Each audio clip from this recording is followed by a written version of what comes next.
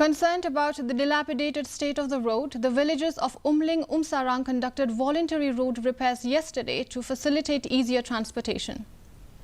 This road that has been in existence over 40 years covers a distance of 900 meters connecting the NH6 in Ribhoy to Umling-Umsarang via the Umling CNRD block office.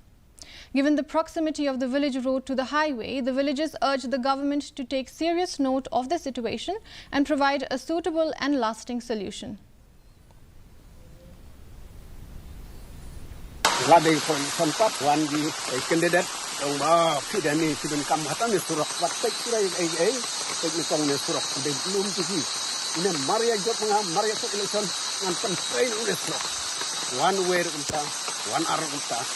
Hadukan gini gitu, ini tahu surat yang tadi.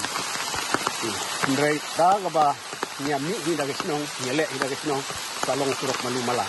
Naga tahu surat nimla benlek nimla ben pentelun balai senong jengi kesa duk hadukan haduk minta gitu kat uwi senong kila nang tirat senong. Kajrong kat boy senong jengi nang hiar ke jinto.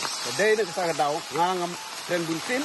Habis dia kita jinong nikmat jungi kilsutu ni bat kini ini ya kene bal pau tengkeng kaba ni la preislam da kisna. The Dorbar Kibasan Cutway right south